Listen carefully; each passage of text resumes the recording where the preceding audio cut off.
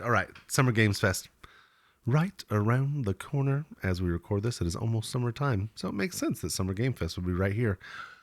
With that being said, what do you believe will be the most surprising announcement to come out of Summer Games Fest? Now, this is a pretty big thing. I remember last year this was a pretty huge thing, and we had this same sort of debate and argument. Cicero was there for it.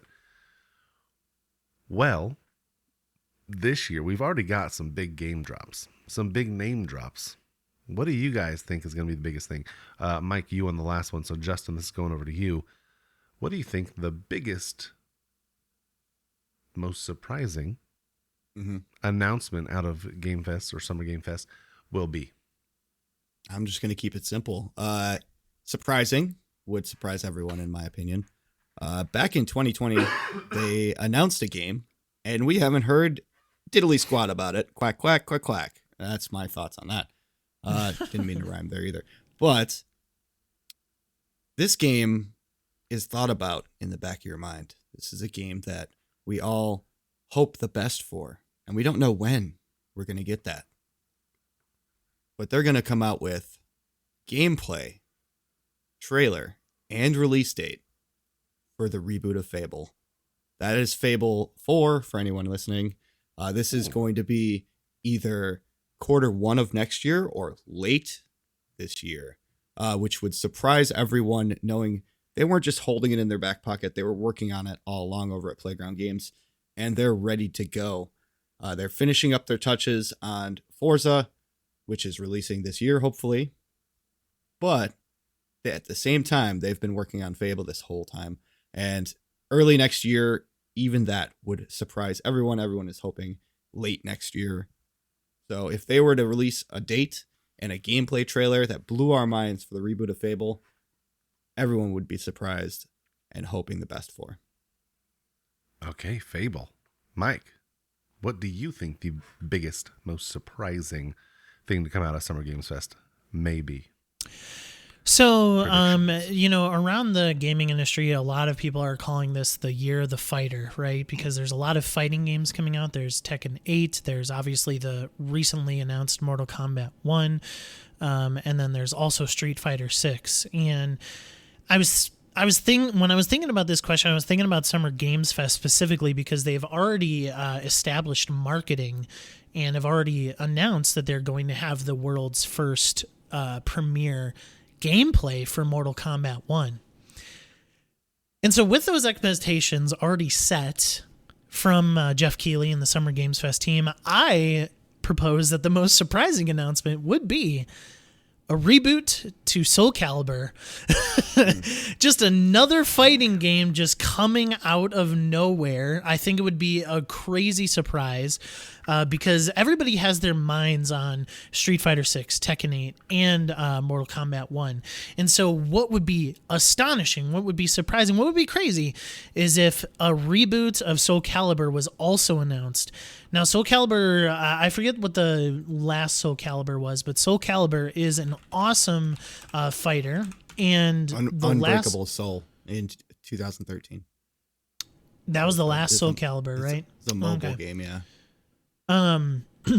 So yeah, I mean the last Soul Calibur was far away, and I just think that like it could just be such an awesome surprise. 2018 was Soul Calibur 6, so that's kind of the last one there. So, just another reboot of that, or even Soul Calibur 7, like it would be so crazy, so surprising, so funny, honestly, that you have this slew of fighting games that are going to show up at Summer Games Fest, and then bam, another one just shows up. I think that would be incredibly surprising. Just to correct it, I was looking at spinoffs, not the main article of games. Soul Calibur 6 was in 2018, so there you go. Just to correct that on the file here. Well, that's why I said that. So. Yeah. Well, for myself as well. Soul Calibur is a good game. I remember multiple versions. I remember Spawn being in one of them. I remember Darth Vader or Yoda. Yeah, Darth Vader and Yoda were in them. Yeah. Yep. Interesting. when games were different based on the platform you were playing, not so much the thing anymore. Fighting games are tough because when did you say this would release? Or they're just announcing it? Just announcing it. Okay. Honestly, I don't know if it would surprise people more for Soul Calibur 7 or a reboot of just Soul Calibur, because we have these other big fighting games, Street Fighter and Mortal Kombat. Like, I think that might be your undoing, because we have these other games that are in the fold still and are still getting attention. They're going to take up all the limelight. It's like going against Call of Duty, a first-person shooter. You're coming in as the third runner, or fourth runner in this case, into the fighting realm. And it's going to be tough to take that reign away from the big hitters that are already announced. Sure, some people are going to be excited. I'm not saying that. I don't think it would be much. I don't even think it would be close to the amount of surprise that a Fable release date and window would be with gameplay trailer as well. I believe that if Xbox were to do that in Summer's Game Fest away from their own showcase, I think that it would be huge. And it would blow the internet up, because Fable is such a beloved title and people are still thinking about it as that list of what they are working on. That is one of the top ones they're looking at just that cinematic trailer we got, which isn't even gameplay. But if they were to release gameplay and tell us, hey, it's coming in the next 8 months, blow everyone out of the water. Soul Calibur can't even fight against that. No pun intended. Pun for sure intended. Yeah, pun for sure intended. So I was really going off the word surprise. Because you have you have this already slated a slew of fighting games that I think that surprise could either be shocking. It could be like, whoa, like there's a whole new Soul Calibur as well coming. Or it could also be disappointing. You never know. But it's still a surprise, right? You guys know me. I'm going to stay true to myself. I am going to focus in a realm of plausibility, right? And so to ding your argument a little bit, there ain't no way in HE double hockey sticks that Fable is getting a gameplay trailer and a release date from Summer Games Fest. Because here's a couple of reasons. One, that game is so far away. I think it's 2025 at the earliest. And second, there's things to back that up. There have been reports that the development of that is a little bit in turmoil. Now, game development is hard, so every game developed is going to have a little bit of turmoil. But there are a lot of things that are happening within that studio over at Playground Games that I don't even think they are near a gameplay trailer. Cinematic, maybe. CG trailer, maybe. And I'm talking with a grain of salt, maybe. We'll see. But that game is far away. It's not going to be within the next 8 months. Yeah, sure. That would be surprising. But here's also another ding to your argument. There ain't no way that Xbox is going to give that to Summer Games Fest to announce. Xbox is going to keep that for their own showcase. Yeah, they are sort of a tangent of Summer Game Fest. They are a part of that whole thing, that umbrella, but they're not going to put Fable, a game that is supposed to again bring back that Fable name and bring it in good standing again. They're going to leave that for their stage. Now, if you came up with something else that they're going to bring to Summer Games Fest, yeah, I could potentially see it. Maybe even like a Gears 6 cinematic. Because that game is probably so far away that I think that would be even better at Summer Games Fest. But Fable, I think they want to keep that on their own stage. Soul Calibur is an awesome fighting game that the fighting community loves. I think it would be incredibly surprising to have what has already been established marketing deals with like Mortal Kombat 1, potentially Street Fighter 6 with Summer Games Fest, to have another fighting game announced during that time. Maybe a CG trailer, not a release date. I'm not talking release date, but just the surprise that it would bring if another fighting game in a tentpole franchise is announced. I disagree with you on multiple levels. One, Fable, if you want to think it's far away, sure, you can.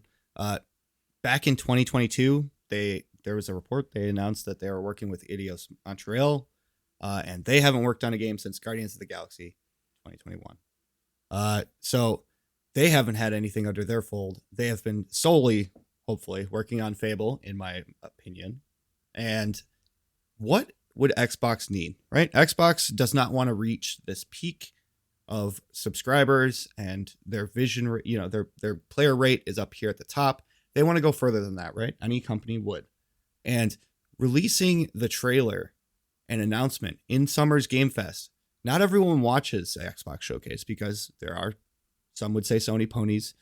There are other fans that don't care about Xbox whatsoever, and they're not going to watch those showcase. But they do watch the game showcase because that's everything like E3 was supposed to be.